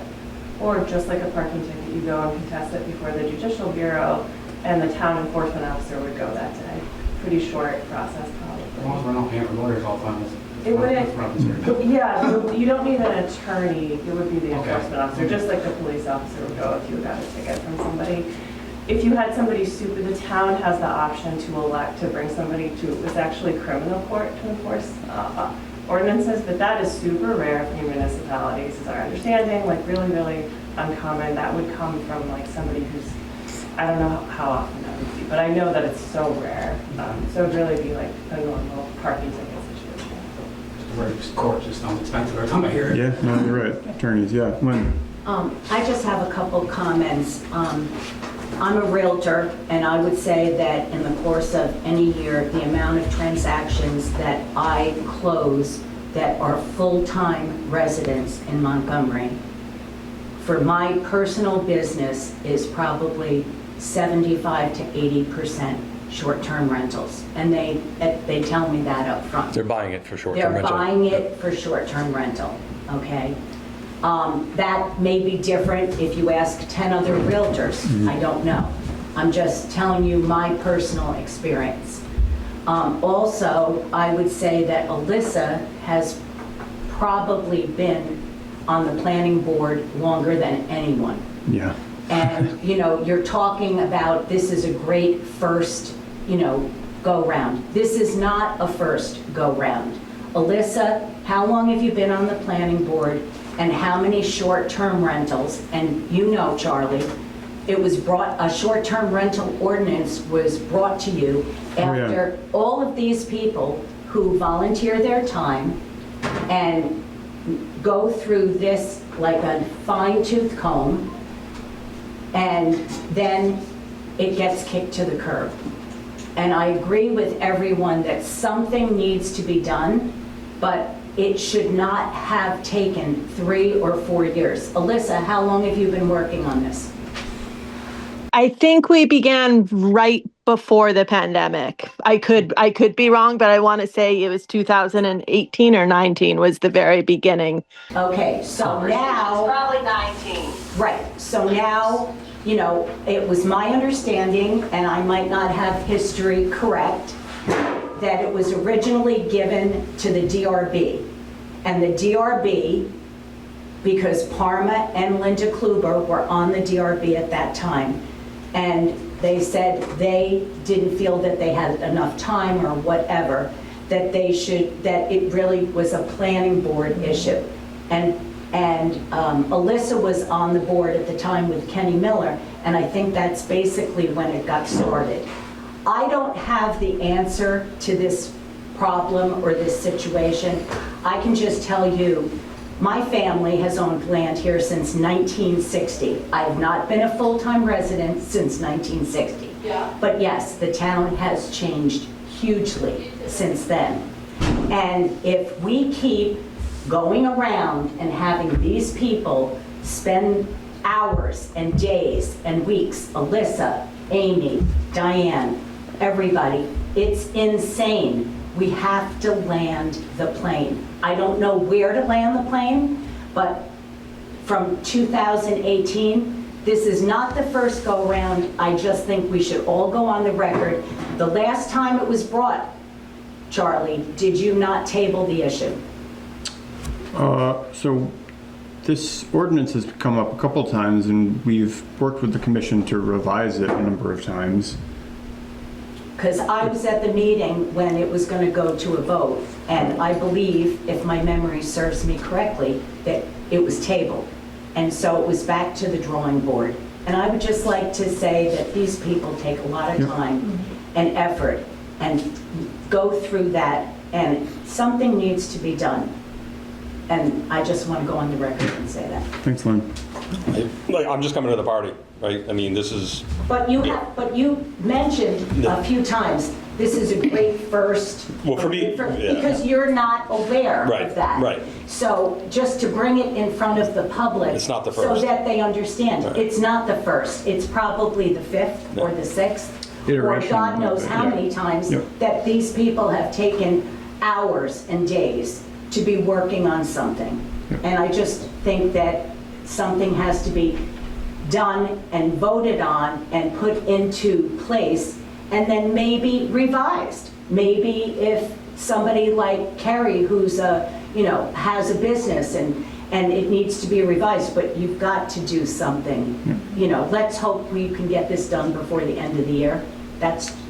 Because if you bring it, Hold on one second. We're going to go to Carrie and then to Dan. So Carrie, go ahead. so at this point, if you actually do some sort of action, it goes into action, and then, right, it's not a town vote? No, so it depends. So what would happen next is, and I'm going to pull this up just to make sure that I say this right, because I want to make sure that I have this right. But what would happen is this board would vote to adopt the ordinance. It would then go out and get posted within 14 days to newspapers of general circulation. It would be posted around town. There is then a voter's right to petition. So the petition must be presented within 44 days following the adoption of the amendments. 44, I thought it was a different number, but that's what I'm reading here, it's 44 days. So the voters do have a right to petition. If we do receive a petition from the electorate that has the requisite number of signatures that are valid, then it would go to a vote of the community. It would be a special town meeting that we'd call, and we'd have a vote on the ordinance. So my thoughts, because I've showed up at a couple planning commission meetings, and my thoughts were either you put it out as it is, and people either petition or get really upset much later when they're dealing with like complications that might come up, unless you're super flexible and you like don't make a big issue of little details, which I see happening very easily, especially because a lot of these houses are not even insurable. They're old, and there's details that may not make them unsafe, but they can't get insurance. So you're pretty much like putting people that are on Airbnb can get it automatically without a site visit. They're good. Anybody else, maybe not. There's a lot of little details I saw that I was like, it could get like complicated. Long as you're easygoing about it all, I'm sure it would be fine. But If people need to petition, then if they say no, what are we doing? We're going back to the drawing board again. And so either we put it out, people come at you and you have to revise it or go through it again and spend more hours, or maybe there's a more like user-friendly way to make it seem like more of a small town effort with verbiage and less strict, like targeted for certain purposes, but maybe have some kind small town lingo that makes things seem a little more flexible, seem more like the town is in charge of deciding these kind of things on a, like complaint basis or whatever it is. So it doesn't seem so obtrusive to it would be enough to deter, I think, investors coming forward in the future, I hope. But I mean, Lynn, if you said 75% of your people, I'm just saying, but how many people wouldn't buy it because of this ordinance? If you had a guess. They do ask what the process is, and I do tell them that they need to speak to Ellen Fox and go through it. But like you said, we live at the base of J Peak, so it is an issue. And the pandemic just had everybody go crazy, and I mean, it's unfortunate, but it is what it is. Yeah. And like Charlie said, the town, everything's changed. But I'm looking at it from a point of view of the hours and the time that volunteers in our community, our friends, our neighbors have spent on this. And I think it's totally crazy. And I think it's like, why can't you just cut to the chase and form something? Yeah. They've done all this work over and over again. Yeah. So if Alyssa is right, 2018, 2019, I mean, 7 years, yeah. Okay. it'd be nice to have something that won't. So I want to like try to corral us a little bit. So did you want to respond just to carry? I was just going to say that given that we're having a shortage of long-term housing for people, that having an ordinance that maybe deters some people from converting their properties to short-term rental or from continuing to be a short-term rental might actually be a good thing. I'm sure we'll still have short-term rentals. It's just, if we make it just a little bit harder, then maybe we will have a little bit less of the problem of, like Tosca was talking about, of people losing their housing because it's being converted to a short-term rental. Yeah, the point. Can we just want to go to Daniel next because he's been waiting? Way too long. Yeah. Yeah, following up on that question, Alyssa, just from my knowledge, since 2018 to now, has anything been implemented across this time? The ordinance that we have here, it's an amazing, super robust, super detailed, very meticulous ordinance. So it's abundantly apparent that weeks, months, years of work has gone into that. Prior to this, have there been any initiatives by the DRB or any ordinances or any other like first steps? We've talked about it as a first step, but has anything happened across the last 8 years, or has that been more navigating? It's not the DRB. It's got to come back to maybe it was the town plan had to reiterate our interest in long-term housing, but then passed it on to the planning commission 2 years ago. Like, what can you characterize that sequence of events, and if anything else has happened prior?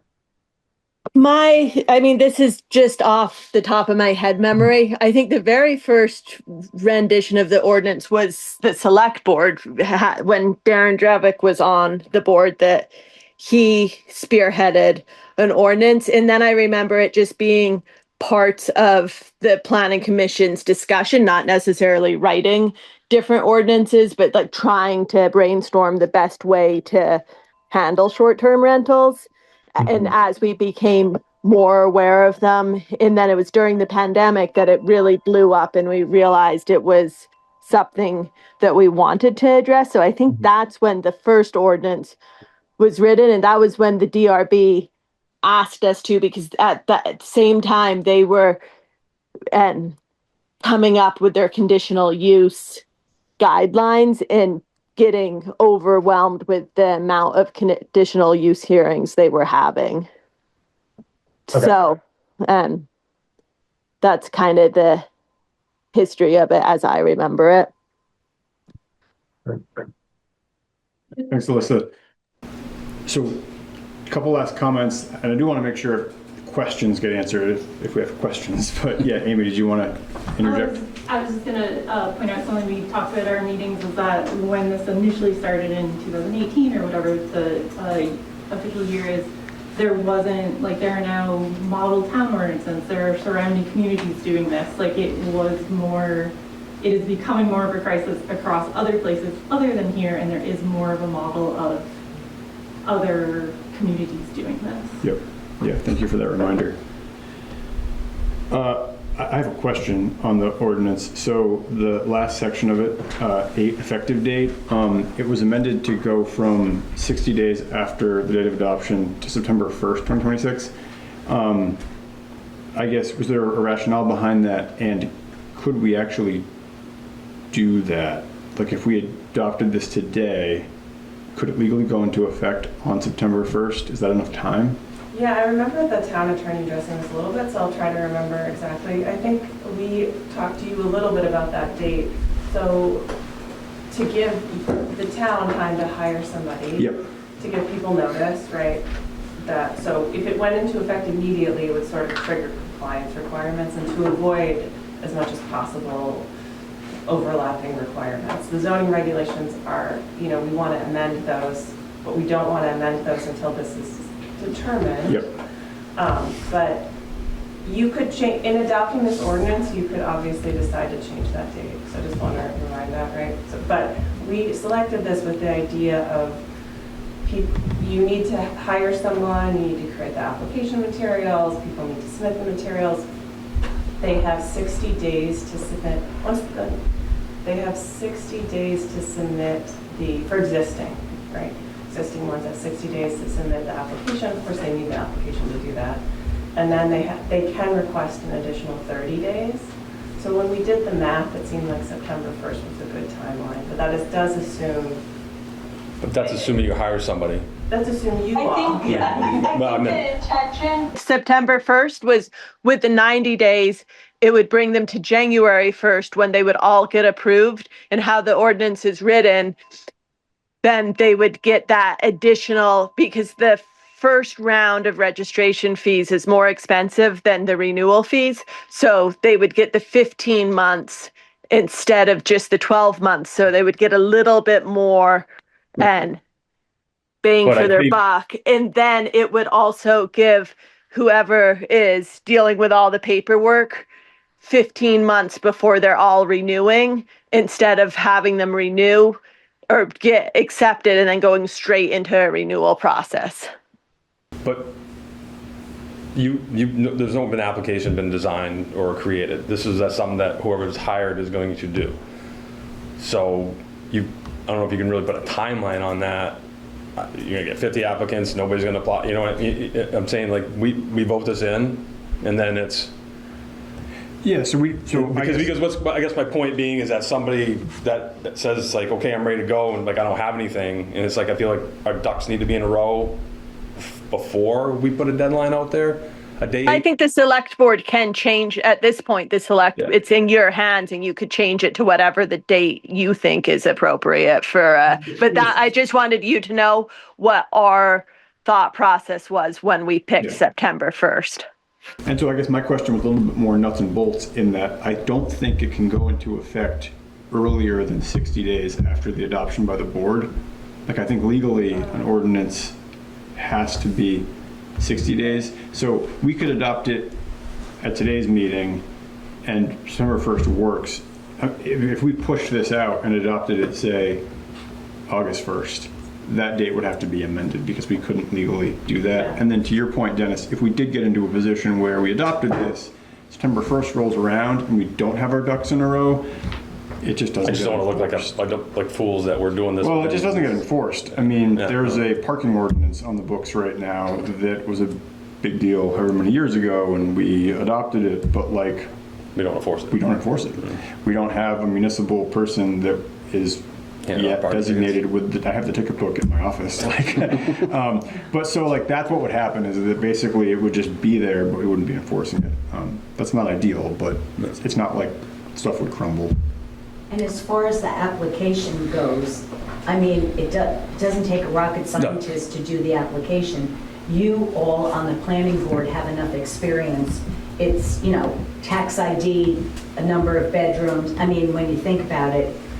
Yeah, no, I was, yes. Yeah, It just was like. Application would be fairly easy for these people to. I mean, my point being is that we vote on it, it goes be 14 days from now, and then some 44 days, but we, you know, if we give a deadline of September 1st, that person that's hired, you know, can't be hired on August 15th and expect 15 days to get that stuff put together and get, you know, get it. So that's kind of what I was kind of getting at. There's a timeline that we have to work forward, yeah. My other question was, is this, so when the when the planning commission voted on this most recent draft to advance it to the select board, was that a unanimous vote? I believe so, yes, we just did it last, was anybody absent? Kim was absent, so she didn't vote on it. But all those that were present voted yes. Okay, great. Any other questions for the planning commission? All right. What about questions for you? What's that? What about questions for you?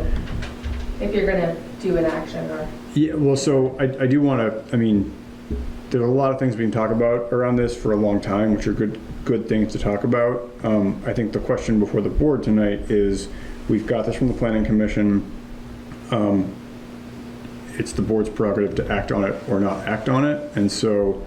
I make a motion. Yeah, that's what I was getting at. Does somebody want to make a motion? So I'll open the floor to any actions or motions by board members. I make a motion to move forward. So hang on, we have a motion from Dennis that was a motion to adopt the ordinance as presented. Mm-hmm. Okay, so we have a motion from Dennis on the floor to adopt the proposed ordinance from the Planning Commission. We need a second to advance to discussion. So is there a second to the motion?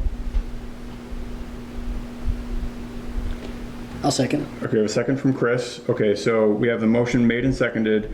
Now the floor is open to discussion among board members on the motion. Yes, Daniel. Yeah, so I'm not comfortable adopting the ordinance as it stands, and I think just a couple of things here. I do think a registry is incredibly important. One of the big problems I have with this, or concerns that I have rather, is the enforcement aspect of it, just the administrative hurdle. There's a lot that needs to get figured out, that the burden that's going to be placed on our town office immediately. I'm not sure how prepared I feel either our board is or the town office is. I don't know if Liz has had a chance to review the updated ordinance and if she is good with it. On top of that, I don't know if as a board we've really given a lot of thought to the software. You know, one of the big things we were just talking about is how much work it is to get all this information and getting everyone to submit applications, where the board could sign up for a software that just gives everything that's out there already available, the number of rooms, the property owner, the mailing address, the tax, everything, historical rentals, future rentals, average night stay, like an incredible amount of data that requires no action from effectively the town office or the constituents. There's a cost to that, obviously. And then also, if our purpose is to get a registry, we haven't created an opportunity for people to just submit their own registry, right? Like we haven't even posted, hey guys, if you run a short-term rental in town, can you please submit this Google Doc, right? And I think that's something that Waterbury does.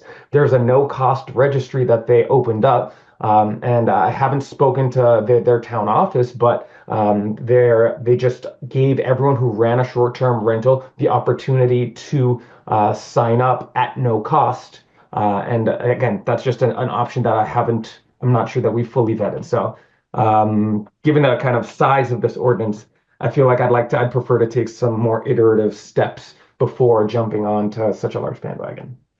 Thanks, Daniel. I will say that we do have the conditional use approval process now, which landowners are voluntarily asked to go through. I think we have 23 registered, and I think the data has shown us tonight, we've heard numbers of anywhere from 46 to 86 operating. So I will say, I think a voluntary registration I think it's a great idea, and I wish folks complied with it, but I think the track record has shown us that people are not complying with it. The only thing I would say, I don't necessarily disagree with Daniel, but my thing is we've been talking about is that I think this is the first step to move forward with it, and then create the time and the deadlines to create what Daniel's saying. You've already talked about a group that I think it was $5,500 a year to get that data. That's already been discussed, so you're already a process into it. I think, you know, whether it's, I think September 1st is a little aggressive, but I think this shows of a good faith to the work that people have put into this and to show that we are serious. And I think, I'm not saying we have a moving deadline, but I say that we show that because we keep pushing this off since 2018 or whatever the date has been, is that this does give other people the opportunity to stand up and use their voice. So I think it's a starting point. You know, the vote here is a start to what we want to do. And Daniel, to your point, I don't disagree with you, but is this going to go on for another 6 months, another year, another 8 years? I think this is a point that we need to start and look at to really kind of like put our teeth into it and move. So that's how I look at it. Thanks, Dennis. Well, I would say I think the September 1st date seems reasonable to me, assuming that it's, you know, that it meets the 60-day, you know, whatever legal requirements for the time frame. And it seems like the ordinance spells out pretty clearly exactly what needs to be on the form for the application. So it seems like it wouldn't be that hard to get some kind of application form together by September 1st. And then I think we probably have a little bit more time because as they were saying, it seemed like the idea was that we wouldn't really start approving applications until January 1st so that people get that extra time, because, you know, we wouldn't want to approve somebody's application at the end of December and then, it expires in April. Yeah, I don't have it in front of me, but there is a runway here essentially. So it's not like September 1st would be when everybody has to have that permit in place. We're just doing board conversations on the motions right now. So any other discussion, board members?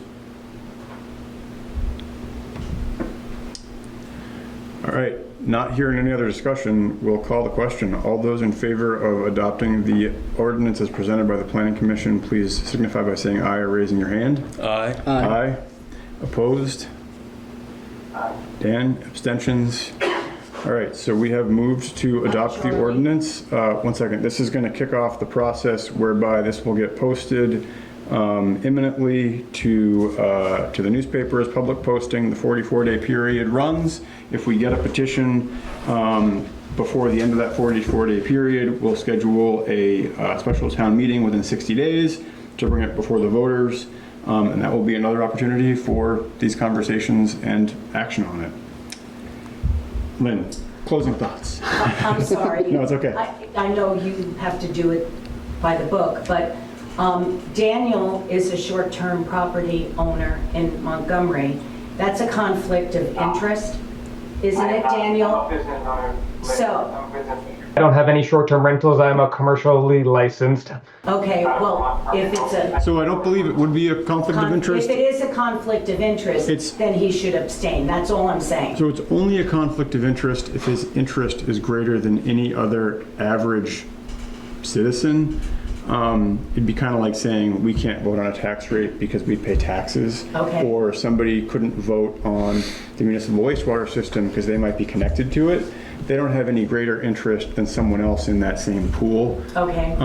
Now, if Daniel owned the company that did the software that we're talking about, like that would be So I do think we do want to be careful with that, and You just want to do it by the book. Yep, and there is guidance on that, but I don't think On the record, I think my financial interests are in favor of this. If it's harder to run a short-term rental, my business does better. So it's to the contrary, even to what you're asserting there. Good. Yeah, but I don't think his even if one of us rented a short-term rental, I don't believe that would rise to the conflict of having, I can't think of the legal language, but it's like, do you have an interest that is greater than someone else's normal interest in that same situation you would be? Okay. So, Six rentals would probably fall in there. Yeah, I'd have to look at the things, but I don't think that would come into play, but I do appreciate that we all need to be cautious of that and whatever we're doing on anything. So I will work to get this posted. That'll kick off the process, and we'll go from there. So with that, I'd like to jump back to Public Works. The rest of this should go pretty I just want quick. something on the actual record, and I'm sure that you guys will come up with this, but it's a fiscal responsibility, and I just am curious how you're gonna decide what we're gonna commit to employ somebody to do something. I assume you're gonna be like reasonable if you don't have somebody, but what are you willing to commit to for this? Because they said that just with the conditional use that they're overwhelmed. So for this, it's gonna be that kind of work without like somebody donating their time. And then, so do we know how much like the initial or yearly needs are gonna be administratively that we're gonna be paying for? I'm Yeah, just so wondering we've talked before you about that in the actually past with the Planning Commission a little bit. I don't think we have hard numbers until we hire anybody, but the back of the envelope math that was done was that from what it looks like is this position would be self-sustaining because we'd have the registration fees coming in to support the position itself. So it's not like this would be a standalone general fund expense without any revenue to support it. Sorry, No, it's a good question. Yep. Well, without you making the decision on how they're gonna enforce, it seemed like that should have been in the actual ordinance, and whether it's gonna be complaint-based or otherwise. Yeah. All right, Public Works.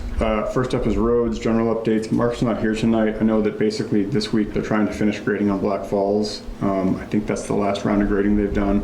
I think they're going to be out street sweeping. They've done some work around town in ditches, doing chipping, and I believe they're going to now move in the next couple weeks into the culvert and ditch work that was in the work plan we reviewed. So things are moving forward there.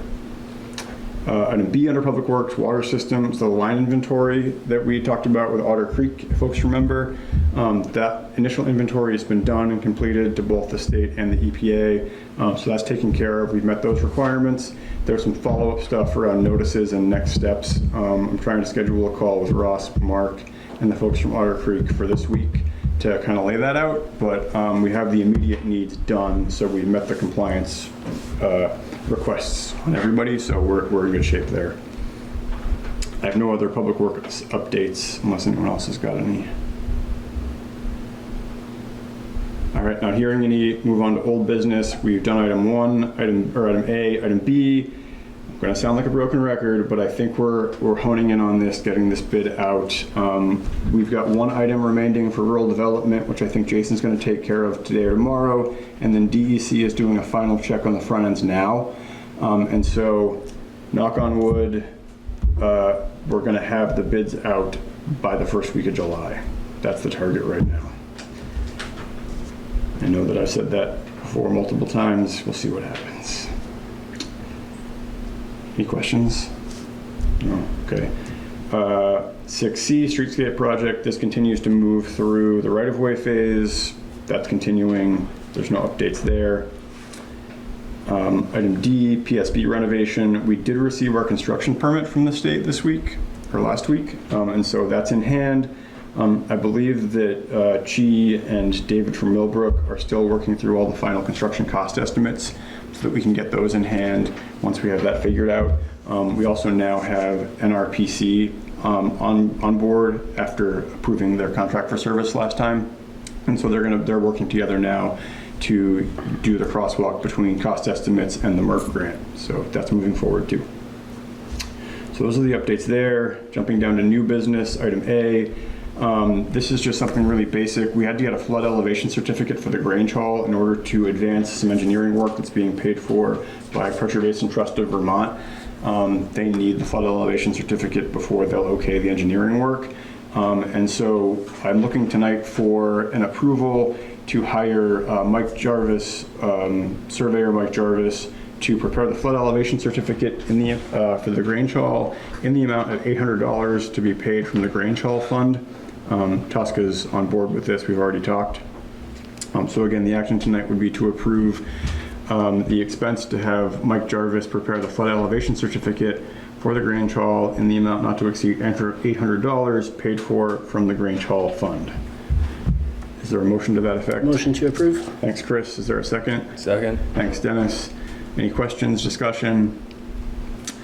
Hearing none, all those in favor, please signify by saying aye or raising your hand. Aye. Aye. Thanks, we'll get that moving. We've done B. Item C, this is probably one of the most fun things we get to do, is authorize a parade. So we're looking for a motion to authorize the 4th of July parade in the town of Montgomery and send the letter directing such to VTrans. Is there a motion to authorize the 4th of July parade? I'll make a motion. Thanks, Dennis. Is there a second? I'll second. Thanks, Chris. Is there any further discussion? Hearing none, all those in favor, please signify by saying aye or raising your hand. Aye. Aye. Any opposed? Any abstentions? All right, motion carries, and we'll get that in. 2 added items that were on here. The first is cemetery commissions. So Chris pointed out something really important that I had not noted, but the process to appoint cemetery commissioners is different than other boards. We do not appoint cemetery commissioners. When a vacancy arises on a cemetery commission, the commissioners themselves appoint the vacancy. We appointed Jade Kelly back in early July to the seat vacated. Genworth. I'm sorry. I've got my names. Yeah, I'm sorry. Yeah, we appointed Jen Worth to the position back in in April. Yeah, I think it was to appoint to the position that was vacated from Linda Kluba. Yeah. We have another vacancy that has to get filled too with the passing of Charlie Purrier. It sounds like there's some organization going on to maybe pull together both cemetery commissions in early July.